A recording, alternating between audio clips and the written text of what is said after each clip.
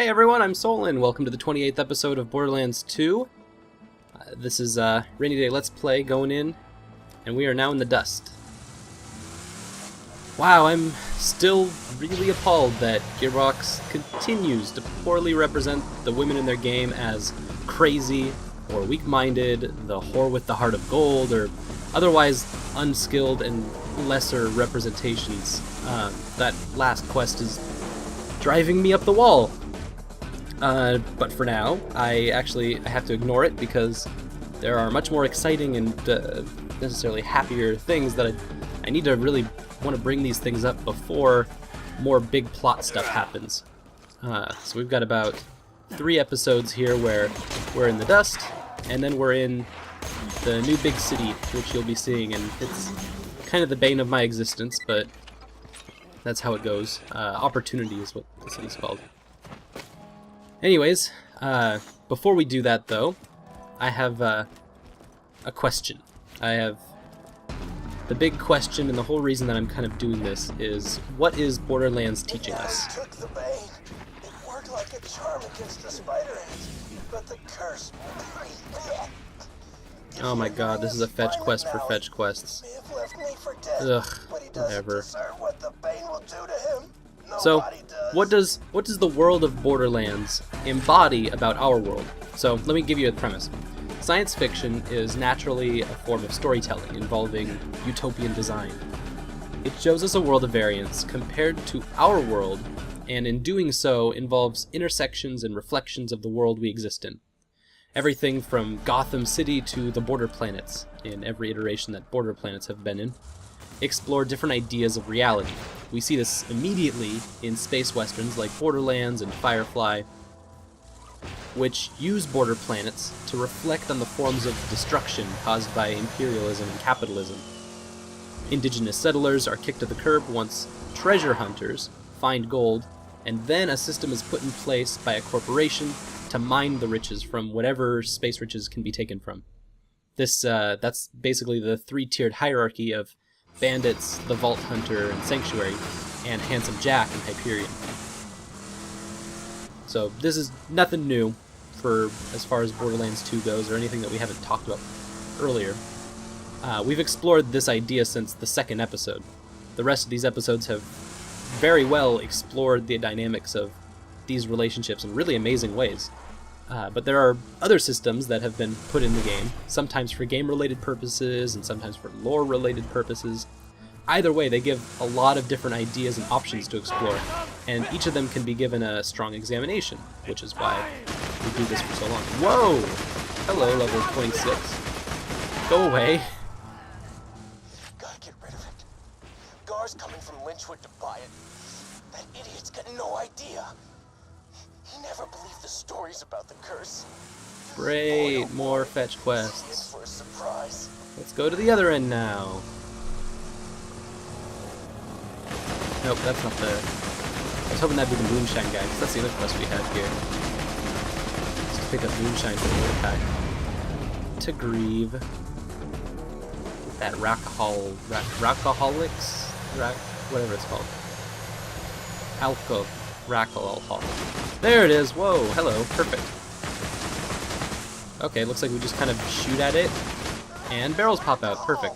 Don't let him shoot the booze, Craig! Rackahol. Yeah, say that a bunch of times.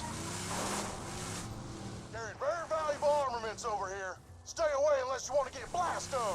Okay, so over the next 3 episodes, I want to explore 3 different topics in a series titled Tears of a Robot, which was a joke title I put in the name of the 2nd episode, but it was kind of inspiring when I looked back and I looked at the title. It was kind of a play on of Tears of a Rapper, and it inspired me to explore 3 different topics, just on the idea that Claptrap is a big crybaby. Mordecai plans on sucking down more rack ale, huh? Did the same thing after he and I split up, poor kid. Bring me the juice instead, and I'll give you my polished revolver. Oh, that's tantalizing. Whoa. Moxie's giving you Ruby if you give her my booze? Friggin', that bimbo lost Ruby years ago and I found it. She wouldn't even have it if it weren't for me. Bring me the booze. Not keep one of my old sniper rifles. Prized revolver or old sniper rifle? Moxie ever tell you who she dumped me for? Huh? Jack. I win the Underdome. I fight Ruby, and bam! She drops me for the biggest fascist Pandora's ever seen. Hey, until he set all those people on fire, Jack seemed like a pretty nice guy. It's not my fault Mordecai was more interested in plucking his bird's feathers than plucking my... Damn it, I'm so angry I can't even come up with a sexy innuendo! To be fair, that did sound like a really good setup for a sexy innuendo. I can't think of one either, though. Plucking is a great verb, but I just can't match it up with anything. Anyway, 3 topics to explore. We have technology, magic, and biology. And so for the next 3 episodes, I want to look at those. For this one, we have this big idea of technology. For starters, when I originally posed the question, it involves the word embodiment, which embodiment's a big, grandiose idea that involves that a person creates what they want to see in the world around them. So, I, for instance, make a critical Let's Play in hopes that others take games more critically, because I believe in a bigger soul of games that I want to kind of explore and extract in hopes that games can be made more critically. And so the question is, what does Borderlands embody, and how does that interact with the world around us? Okay, looks like Gar's Echo is somewhere in this place. I remember we kind of killed all the Hodunks, and I guess they respawn here now.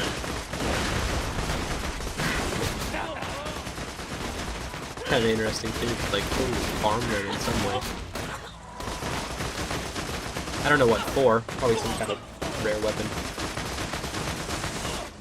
Alright, so in a world with self-replicating technologies, a digital biology and biographs, and robotic intelligence, Borderlands is a post-human world.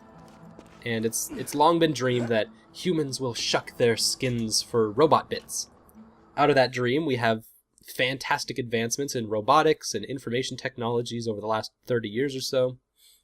Then that caused a new dream, where humans will grow new skin with robot bits. So they kick post-human out, and now what's known as transhuman is in. So living in the transhuman world breaks down an individual's identity into information, and then using that information to create an even better individual while maintaining human qualities. So it's kind of like the big loophole that escapes most of like the cyborg fears and Terminator situations. I've always wanted to. Where it's no longer we want to replace humans with robots, we want to integrate robotics with humans and create bionics and information kind of stuff. Every day the sheriff of Lynchwood sends whatever iridium she's yanked from the mines back to Jack. That stops today. You're gonna blow up the train that she uses to transport the stuff. Get to the demolition Oh, so this is a depository. new place. Apparently there's a sheriff of this area who works with Jack or defends her town by working with Jack in some way. That's kind of cool. So, the transhuman in Borderlands is found everywhere, from the replication machines to Claptrap itself. And you get big philosophical questions, like, what makes me different from a Bandit Technical? We're both digitally constructed, and we're both existing as living ones and zeros. You get this a lot every time that you respawn. Something sassy is said. Alright, let's jump in here. Oh, 25. Nope. Oh, crap. I have made a mistake. No. Okay, we are definitely out of our element here. We will have to come back here another time, but we are not level 22. Oops. That was a bad mistake. Oh well. We'll have to just leave that quest and head on to Opportunity. So, I guess that means that all of the dust quests are done. We just have to turn them in now.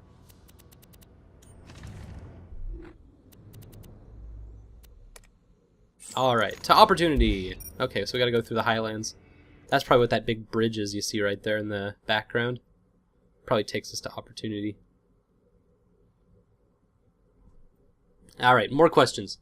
So, maybe there's a point where, like, me as a character and everything else in the world are based on, like, where the original data comes from that's been downloaded into the systems and downloaded into the replicators. You see Ellie spawning a car, and you see your own character respawning. How are those similar? Kind of big questions like that. What makes matter different if a robot and I can play a shooting game together, and then that robot's AI becomes a shield that defends me from harm? Are robots and humans the same at an informational level? How am I different from a crystallisk? And then, if I'm similar to a crystallisk, what then makes me different from a mountain? Or from Pandora as a planet? If you want to, like, you can extend that as far as it goes. And break it down to just a material level. And then if you can even take that, like, from a Christian lens. What benevolent God created matter in their own image? To breach the final door to my chambers, you'll need to be Jack. My that means chambers. passing a bioscan and speaking a password in his voice. If you can kill one of Jack's body doubles in Opportunity, I can get you through that door. My chambers makes me laugh every time. Cameras off. Every good war is won in the mind. So long as Jack's got those propagantastic statues of himself around Opportunity, we can't truly win this war. Go, minion! Blast those statues to bits! I am all up for shooting statues. Hi there. This is a message from Handsome Jack to the construction workers of Opportunity. You fine gentlemen are building the future. Once the city is done and its carefully selected citizens are brought in. The statues are bulletproof. I hate when I do that. You win this round, inanimate Dang it. object. Minion, I need you to search the Opportunity drop zone for a deactivated constructor. Then you can use it to cut through the statues for you. So yeah, there's a lot of questions that kind of come up out of this. And they're partially left over from a lot of other games as well. BioShock uses the same kind of auto-replication respawn systems.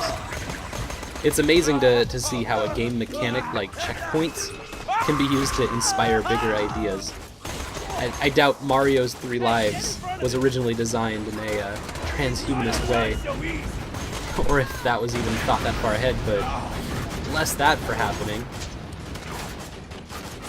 It's just really cool because you see how, like, sci-fi like Star Trek revolutionizes things.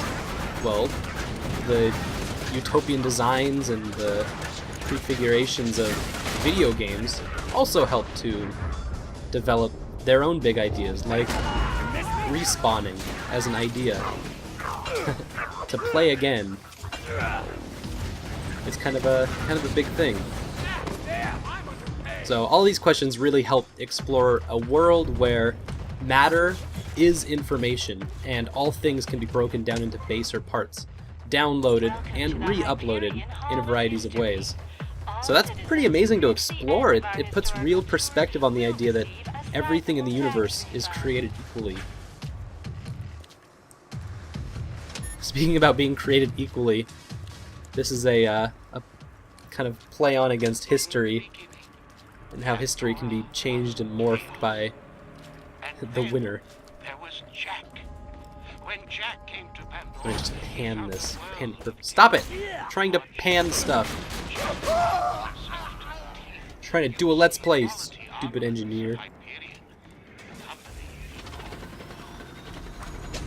No! No! Trying to learn history.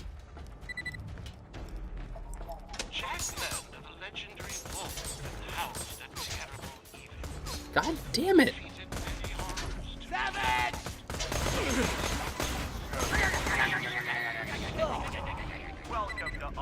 totally missed that whole thing. How are you a combat engineer? And 5 years ago, Jack defeated the monster. Maybe they engineer fights. That's what makes them a combat engineer. The handsome one.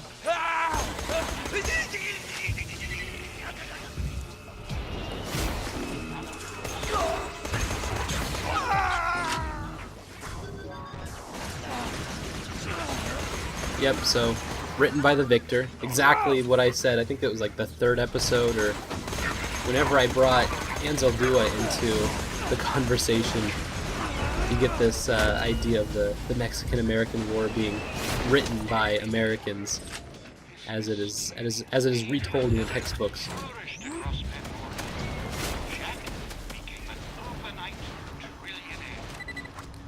Alright, I'm gonna put my turret out there and let me pan all this stuff. Look at how pretty the walls are! God damn it! Just want to show off the pretty walls. Where'd my turret go? Turret, do things! This is going poorly. Just want to learn history and pan shit. Nope, gotta be returned into information and data stuff. At the cost of, what, 3,000 or something? Yep. 3,000 bucks. Allows me to rematerialize my entire being. Maybe it's something like higher level people just cost more. I know that it's based on like how much you have on you, like it's just a percentage that's taken from you every single time you die. And so it doesn't really, mean that much, but because you get more money over time and it slowly increases, I wonder if there's some kind of like fiction way to represent that. Today, Jack, now the owner of the Hyperion Corporation, has dedicated his life to bringing bandit scum to justice. There is only one word. Jack, Hey, maybe bandits are scum. a hero. Maybe he is saving everything. That's just what he wants you to think. Dun dun dun. Thank you for visiting the Hall of History. Take this tax refund as a Seriously, reward for your continued engineers, loyalty. stop. Anyways, welcome to Opportunity. Thanks for watching the first episode of The Tears of a Robot, and we will see you in the next episode.